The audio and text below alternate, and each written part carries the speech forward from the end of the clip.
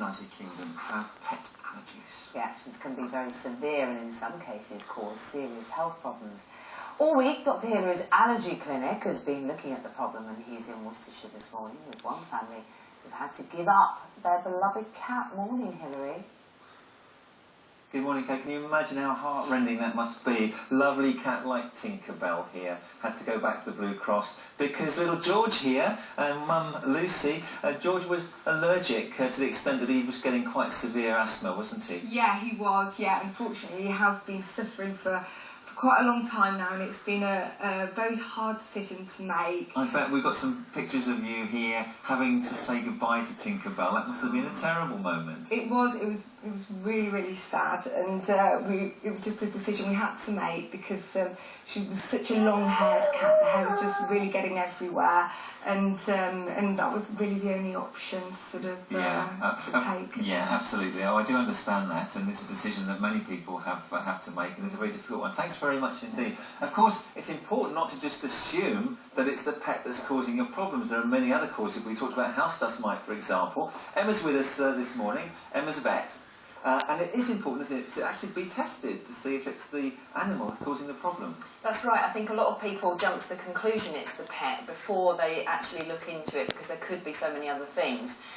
So before you do rehome, and obviously Lucy's gone through a heart-rending decision, but make sure that the child gets tested, go and see their doctor, and make sure that is the cause before they do that. Because the Blue Cross already this year have taken back in something like 90 animals from people who've got problems. What if they've only got mild allergies and they want to keep their pet, and many people do, what can they do in their home to minimise the problem? Well, basically, usually people are most allergic to the fur, the hair that's coming off, dander as we call it. So if people are fastidiously clean, that really helps. So loads of hoovering, everyday hoovering, and really important to keep pets out of the bedroom.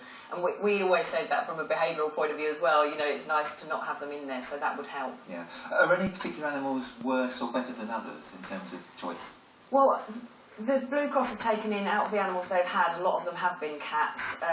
Many people find rabbit fur quite allergic, but it can be any pet. So that's the other thing, people shouldn't assume that one pet's going to be better than another. People do sometimes go for poodle crosses and things which shed, and breeds which shed less fur, but what we don't want people to do is just assume that that's going to be a sort of fix-all solution. Yeah.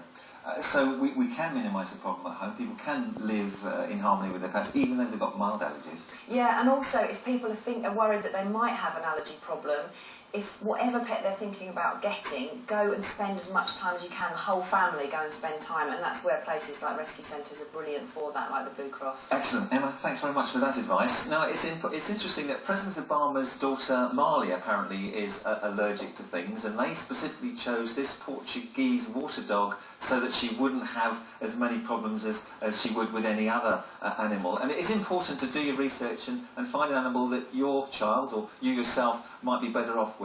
These are Australian service dog Labrapoodles, which shed Labradoodles, which shed less hair. But whilst they might be a better choice than certain other animals, it's important to remember that you can still be allergic to their saliva, to their sweat, to their urine. So do your research. Do be tested to make sure that it is the animal you're allergic to before you give them up. Keep the house as clean and tidy as you possibly can, because if you've done all that, you should be fine. Sound advice.